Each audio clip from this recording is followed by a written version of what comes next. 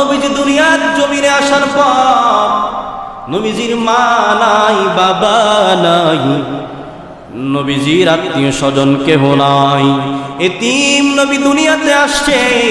আমার আল্লাহ বলেন, নবীজি চিন্তা করবেন না, আমি আপনার সাথে আছি, কারণ আপনি আবার হাবিব, আপনি আমার বন্ধু। আপনার বন্ধুর মোহাব্বত আর ভালোবাসা দিয়ে আমি আপনাকে আগলা রাখবো।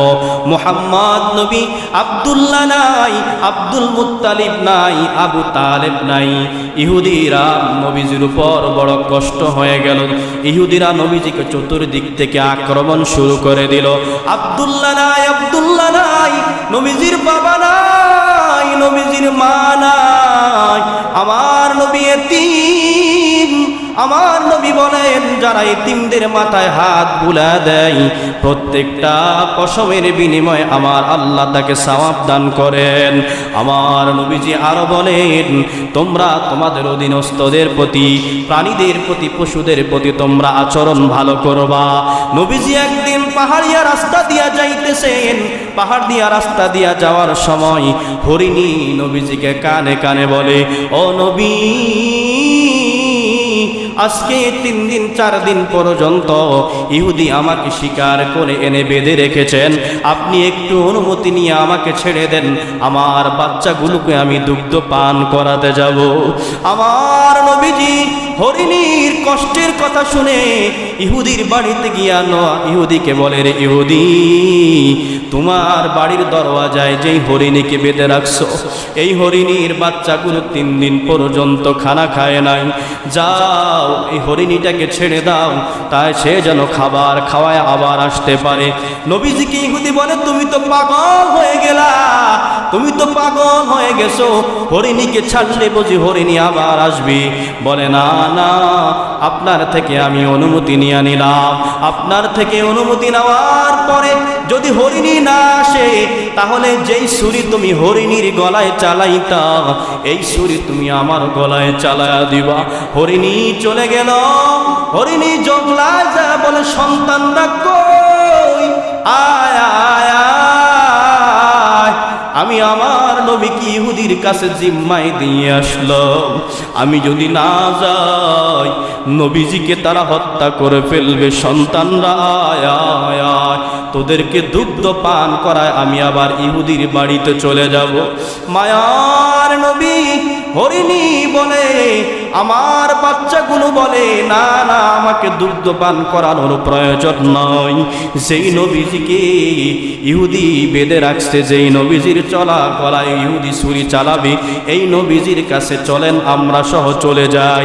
ইহুদি দেখে মাত্র একটা হরিণী ছাড়লাম, এই হরিণীর সাথে আরো 3টা হরিণী ইহুদির বাড়ির দরওয়াজায় হাজির।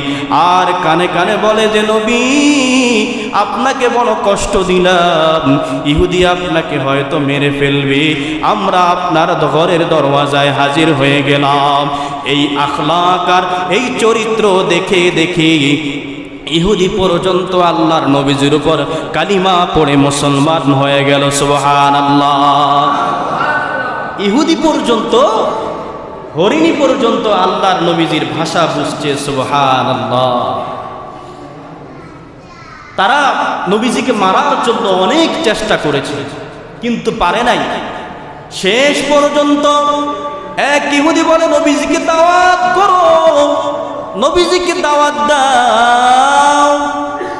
নবীজিকে দাওয়াত দিয়া নিয়া খানার প্লেটের মধ্যে বিষ মিশায় দিলেন।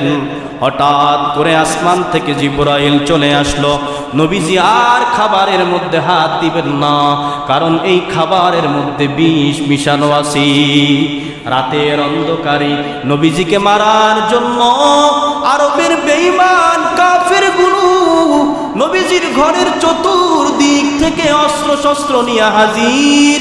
নবীজি সাল্লাল্লাহু আলাইহি ওয়াসাল্লাম জানা দেয়, ও আলী, অমুক দিন আমি হিজরত করব, ও ওমর অমুক দিন হিজরত করব। আবু বকরকে জানা দেয়, রে আবু বকর, কোনো একদিন হয়তো আমার মক্কার জমিন থেকে ছেড়ে মদিনার জমিনের মধ্যে হিজরত করতে হবে, কারণ আমার দেশের মানুষ মনে হয় আর আমাকে থাকতে দিবে না। দেশের মানুষগুলো আমাকে ভুল বুঝছি। নবীজি রাতের অন্ধকারে চতুর্দিক থেকে শত্রুর আক্রমণ। আল্লাহ বলেন, নবী আপনি এক মুষ্টি বালি হাতে নেন আর পড়েন ইয়াসিন ওয়াল কুরআনিল হাকীম ইন্নাকা লামিনাল মুরসালিন। আপনি ইয়াসিন পড়তে পড়তে বালুর মধ্যে ফু দেন আর আপনি এগুলো তাদের মুখে নিক্ষেপ করেন। আপনি তারা চোখ ডলতে ডলতে এর ফাঁক দিয়ে আপনি চলে যাবেন।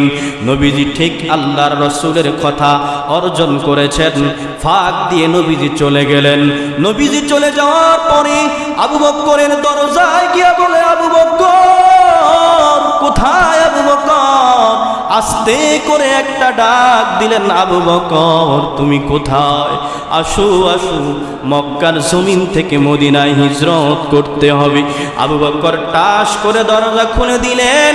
নবীজি বললেন, আবু বকর ছোট্ট করে একটা ডাক দিলাম, তুমি সাথে সাথে দরজা খুলে ফেললা।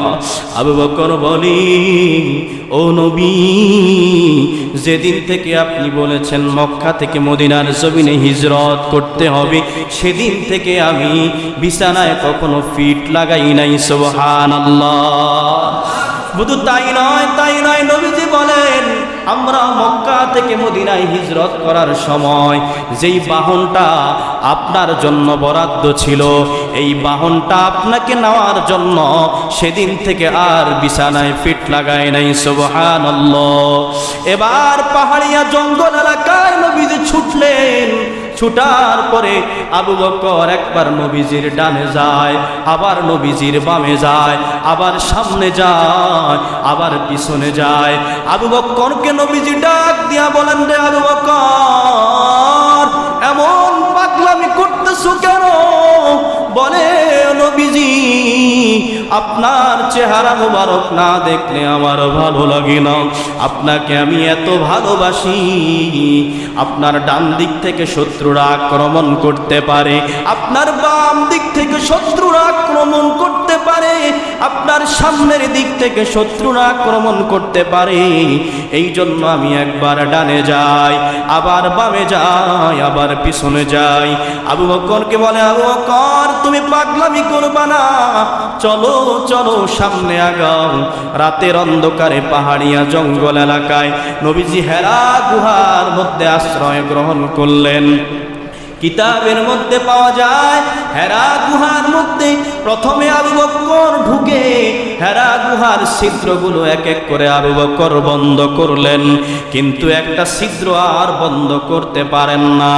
এবার সকল কিছু পর্যবেক্ষণ করে আবু বকর নবীজিকে নিয়ে সেই গর্তের মধ্যে প্রবেশ করলেন। একটা ছিদ্রের মধ্যে আবু বকর নিজের পাটা রাইখা দিলেন, আর জামা নাই, রুমাল নাই, ছিঁড়ে ছিঁড়ে রাখার আর কিছুই নাই।